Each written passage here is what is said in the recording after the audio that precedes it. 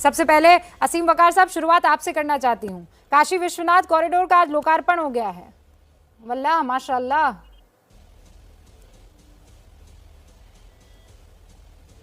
नहीं, तो इससे क्या कहना चाहती हैं? मैं मतलब समझ नहीं पाया आपका। मतलब ये हमारी परंपरा है, और अगर तो परंपरा को चमक और दमक लगे तो फिर आपको खुश होना चाहिए ना।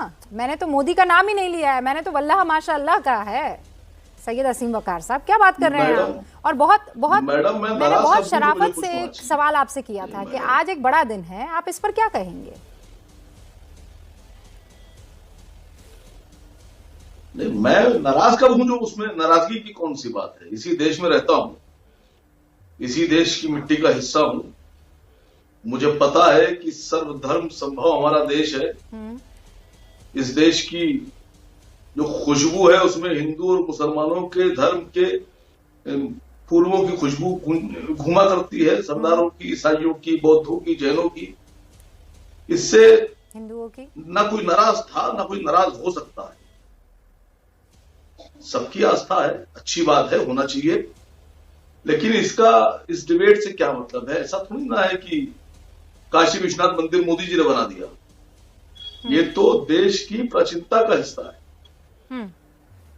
देश में वो काम बताइए जो मोदी जी ने किए, जो योगी जी ने किए, जो बीजेपी की सरकार आने के बाद जनता की भलाई के काम। अब निजेश जी, अब जैसे आप हैं, आपसे कहा जाए सिर्फ जय जयकार करिए। मुझे ये बताइए, सुनिए सुनिए मैडम, अगर आपसे कहा जाए सिर्फ जय जयकार कीजिए। अरे सुनिए मैडम, अरे सुन रही हूँ मैं, बस ये बताइए कि ये लोगों की सहूलत के लिए है कि नहीं है? इससे लोगों को सहूलत नहीं होगी? होगी कि नहीं होगी?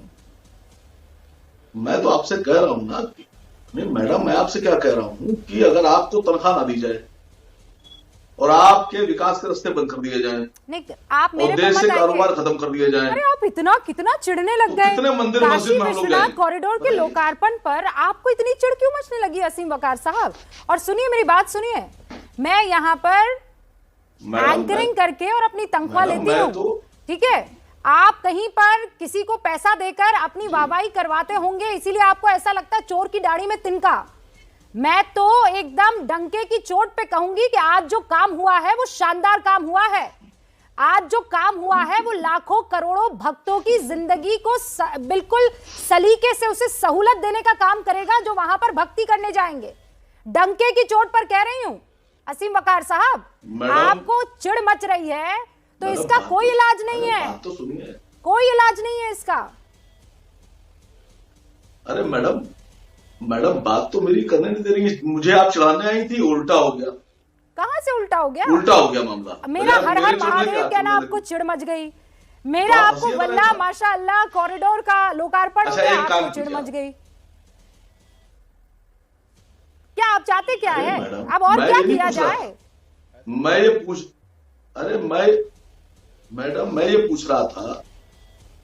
पूछ रहा था कि अभी तक के माल्या साहब वापस नहीं आए, देश का पैसा ही लेके नहीं आए। सुनिए, पूछिए आप, मतलब आज मैं पूछ रही वापस नहीं आए। आज मैं पूछ रही हूँ और उसका जवाब दे दीजिए। आप खुश हैं कि नहीं हैं? आज की तस्वीरों को देखकर दिल जल रहा है असीम वकार का, जल रहा है, दुखी हो रहा है। मैं नाराज कब था? नहीं मैं नाराज, मेरा कोई ट्वीट आया हो, मेरा कोई बयान आया हो, बोलिए, मैं ना दुखी हूँ ना खुश हूँ, आप बोल दीजिए। मेरे राष्ट्रीय अध्यक्ष ने कोई बयान दे दिया हो, समझ में आ जाएगा, समझ में आ जाएगा। मेरे राष्ट्रीय अध्यक्ष ने बयान दिया हो, मैंने दिया हो, तो बताइए। मैं तो आपसे ये पूछ रहा हूँ। बाकी सारी जगहों पर आपके बयानात आ जाते हैं, आज की तारीख में आप परंपरा को आगे बढ़ाता हुआ कोई मौका हो वो कैसे आ जाएगा? आपके मुंह से कैसे निकल जाएगा? आपकी उठ तोड़ने फोड़ने वाली राजनीति फिर नहीं चल पाएगी ना वकार साहब। प्रोफेसर अवनीश कुछ कहना चाह रहे हैं आपको? बात तो सुनिए मैडम। सुन लिया ना सर, अब कितना सुनूं? काम की बात करेंगे तो सुनूंगी, अब और तो नहीं सुन सकती ना। अवनीश जी, मैं आपके जाल में नहीं फंसने वाला। अरे आप कोई मछली थोड़ी है जो जाल में फंसेंगे। मैंने आपको कहा आप मछली है।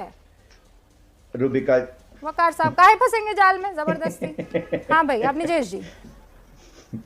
रुबिका जी नमस्कार, बहुत धन्यवाद इस शो में अपने मुझे सम्मिलित करने के लिए।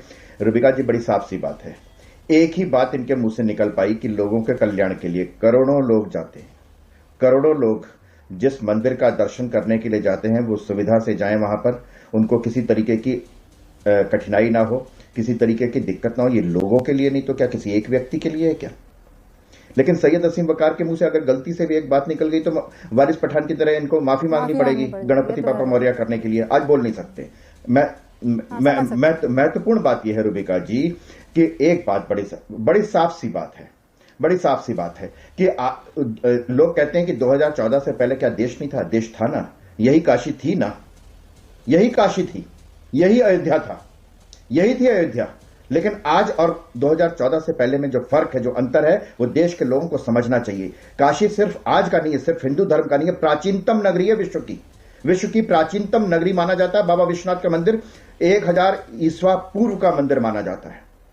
लगातार कहा ना उन्होंने, लगातार शाहजहां ने, उससे पहले मोहम्मद गौरी गजनवी ने बार बार तोड़ने की कोशिश की, लेकिन बाबा विश्वनाथ का मंदिर है ना।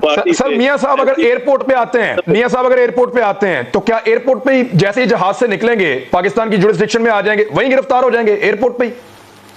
कानून का तो यही तकाजा है, कानून का बिल्कुल ये तकाजा है कि ये मियां साहिबान और शरीफ बरादरान के लिए कोई नया फॉर्मूला कोई कानून का बनाया जाए। कानून उसके उनके लिए बिलखसूस एक अलहदा ही खाना बनाए वो, और अडयाला के बाकी कैदियों के लिए उसका कोई इतलाक ना हो। पर इनका और इनके लिए इनकी फेवरेटिज्म बड़ी होती रही है, बहुत होती रही है इस वक्त भी। सर वो कहते हैं मतलब ज्यादती होती रही है, आप कह रहे हैं फेवरेटिज्म होती रही है। वो तो अपनी ज्यादतियों की लिस्टें लंबी गिनवाते हैं।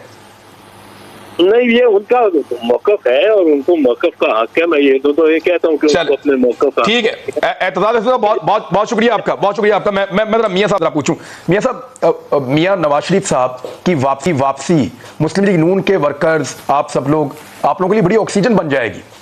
तो क्या वाकई अभी जो खबर आई है कि मार्च में मियां साहब को वापसी का मशवरा दिया जा रहा है, खसूसन 23 मार्च या उसके आसपास, कोई तारीख आप लोग दे सकते हैं आप, क्योंकि मुख्तलिफ लोग दे रहे हैं? इससे पहले जो आपने बातें की हैं ना, अगर इजाज़त दें तो मैं 2 मिनट उसके लिए लूँगा, क्योंकि अगर आप कोई प्रोग्राम किसी के साथ सोलो करना होता है तो फिर हमें नहीं बुलाना चाहिए था आपको। बहरहाल मैं एक गुजारिश करूँ आपसे कि आपने थर्ड अंपायर की बात की थी, आपको याद होगा आपके कुछ जो एंकर हजरात हैं, कुछ जिनमें आप भी शामिल हैं, बदकिस्मती है कि आज 4 सालों में पाकिस्तान की जो तबाही मची है इसमें आप भी बराबर के मुजरम हैं, और पाकिस्तान की तबाही वो माहौल आप लोगों ने बनाया, और वो माहौल बनने आपने की वजह से आज मुजरिम हम हैं की मैशत, आप मुजरम हैं, आप मुजरम हैं, इसलिए पाकिस्तानी कौम के मुजरम हैं। आप लोगों ने जब वो कंटेनर पर खड़े होते थे एक इमरान खान साहब, तो आपने 24 घंटे उनकी तारीफ की, और फिर आप मुझे ये बताएं कि नवाज शरीफ मुखालफत में इतने आगे निकल गए कि उसको मोदी का यार भी कह दिया, और नैब के चेयरमैन की तरफ से एक बयान आ गया 2018 के इंतखाबात से पहले कि नवाज शरीफ ने अरबों इंडियन बैंक अकाउंट में पाकिस्तान का भिजवा दिया, और फिर उसके बाद वो क्लैरिफिकेशन नहीं दी, पूरा इलेक्शन गुजर गया, मगर हम इंडियन नवाज ठहरे। फिर आज की मैं बात कर लूं तो आपको याद होगा पीटीआई के प्रेसिडेंट थे मरकजी सदर, उनका नाम था जवेद हाशमी। बतौर मरकजी सदर उन्होंने कहा था कि नवाज शरीफ को हटाने का बंदोबस्त कर लिया गया है, और ये बात हमें इमरान खान साहब ने बताई है कि अदलिया के ज़रिए साकिब निसार साहब से जो उनकी कमिटमेंट हुई है उससे नवाज शरीफ को नाअहल करवाया जाएगा और इमरान खान का रास्ता हमवार किया जाएगा। फिर आपको ये भी याद अगर नहीं रहा तो आज की बात सुन लें। ब्रिगेडियर एजाज शाह फरमाते हैं कि अगर नवाज शरीफ 4 लोगों की बात मान लेते तो नवाज शरीफ 4थी दफा पाकिस्तान के प्राइम मिनिस्टर होते। फिर आपको अगर ये भी बात भूल गई है तो आज ब्रिगेडियर एजाज शाह फरमाते हैं कि मैंने अपने इधर से बात शुरू कर लूंगा, मुझे वो ब्रेक लेने का कह रहे हैं, यहीं से कंटिन्यू कीजिएगा, आप कंटिन्यू कीजिएगा। एक ब्रेक, दोनों मेहमानों को मौका देते हैं ब्रेक के बाद।